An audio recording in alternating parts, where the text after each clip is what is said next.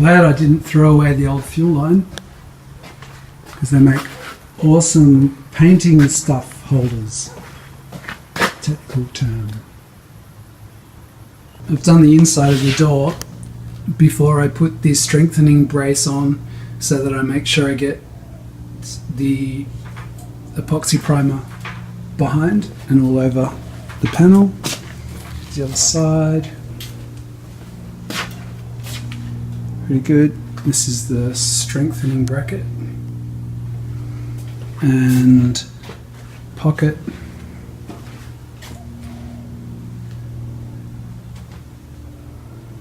Outside of the bracket. This is my mask setup that I'm using, which is a positive pressure mask, and this is the filter system. So it's pretty cool because it has air comes in from the compressor, goes through the water trap, then through a carbon filter, and then out to breathe to the mask, which attaches to the front there. And then your gun connects directly to it, so you get clean filtered air that you breathe, and the gun gets its feed as well. And then from there I'm going into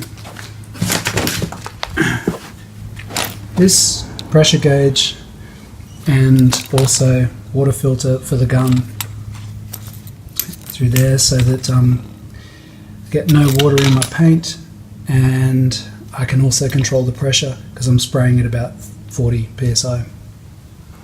So that's worked really well. It's really nice fresh air. So there's a link below for this. Pretty cheap, it was about $80 for the whole thing, which is really, really good.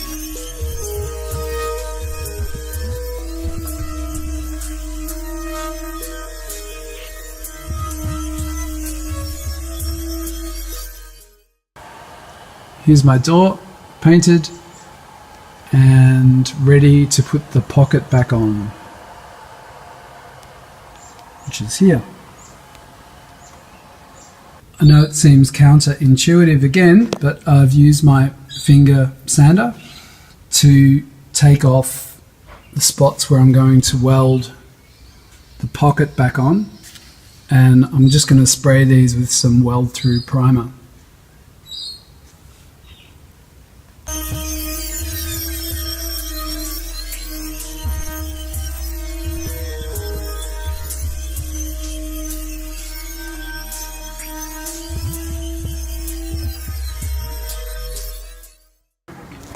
Here's my finished door panel with the pocket welded on,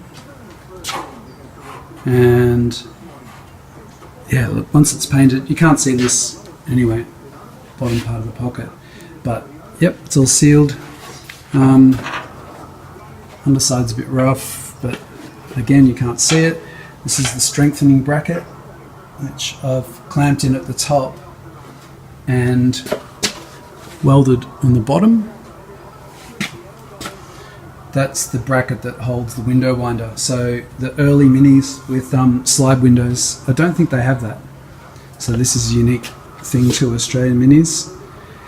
That has to be measured properly before you put it on, so you get it in exactly the right spot, because the holes through here need to line up perfectly so you can get a screwdriver in there to mount the window winder mechanism.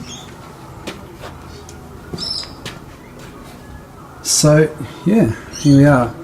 One door with the pocket welded back on. Door check. Oop, was sitting in there okay. Just checking to see how the A panel is going to fit once that's in, and if the door skin's going to fit, and it will. It's very tight on this end, so I'm going to have to make sure I beat that right around. That should be okay. Hinges fit, A panel, meh. It's a Magnum, so what else can I say? It's gonna have to be as close as I can get it. But yeah, the main thing is I think that the body line should meet up okay. And yeah, I think it should work.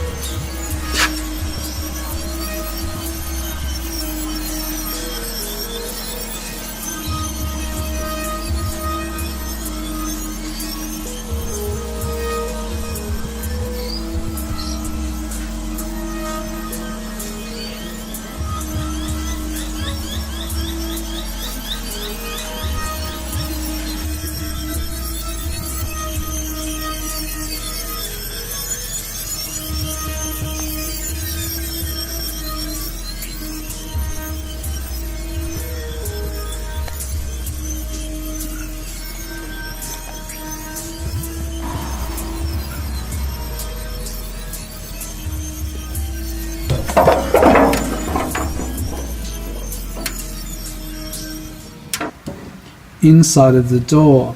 So originally there was some hard Dura vinyl on here to stop it from vibrating against the outer skin. So I had some stick-on rubber, sort of like door sealer type stuff, which is really handy. So I've stuck that on there to stop the rattle.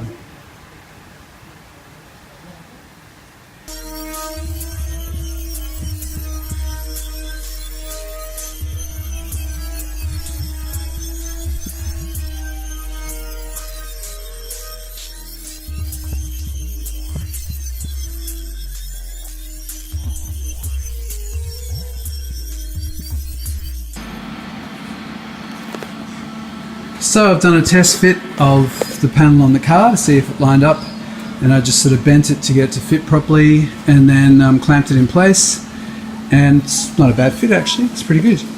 And then I came and just did a couple of tack welds, the bottom here, here, here, here, just to, and actually on the other side where it connects with the frame, just to keep it in place. And now I'm just using a soft hammer, this one, panel hammer, and a block of wood underneath here, and I've just been going along and tapping the edge down. So I'll continue that now all the way around. I also squeezed some polyurethane adhesive sealant along there as well, so that I get a bit of squeeze out and it helps the door become a bit more rigid. Unfortunately, I don't have a fancy, sort of skinning tool for squeezing the skin on, but I'm using this, which is basically a block of wood which I'm putting underneath, like this, and then I'm just putting the grip on top like that and just squeezing all the way along. So it's protected, it's not damaging the underside of the panel because there's wood there, and it seems to be doing a really good job. So there's a hot tip. So, who said there was no car industry in Australia anymore? So that went pretty well. Just used a soft face hammer and a block of wood to get it over, and then did some little tack welds, you can see here and there. And yeah, just got to be patient, tap it over carefully, and with a pair of vice grips, block of wood, and a couple of different hammers, I think that will do the trick. One door. Now just to weld in the top pieces. So the winder bracket goes to the skin, and there's this little other bracket here, strengthener, which goes in there.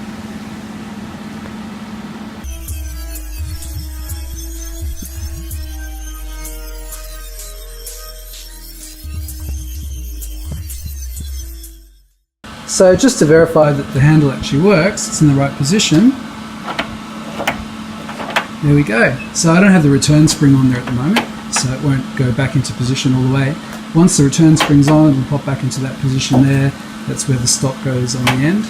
And yeah, it's absolutely perfect alignment. So very happy. So the final thing I did last night was to braze the point where the skin attaches to the door frame. So I've done that on both sides, and I just did that using a MAP torch, MAPP torch, and some brazing rod, and I'll clean that up. It's not cleaned up yet, but it also goes around the edge too, and that's just to give it some extra strength. That will be covered by the trim as well, so you'll never see it, but I'll clean it up. But that's when I took the door skin off, that's something I noted, that they had been brazed on the edges there for strength. So there we go. So the hinges are not tight yet, but there's my door. Gap is pretty good.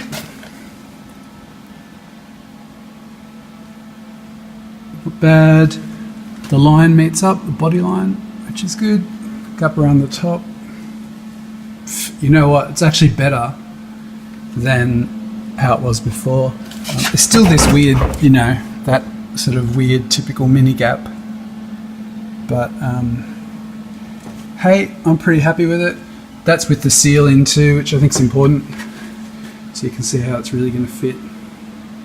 But yeah, one rust-free door. Nice.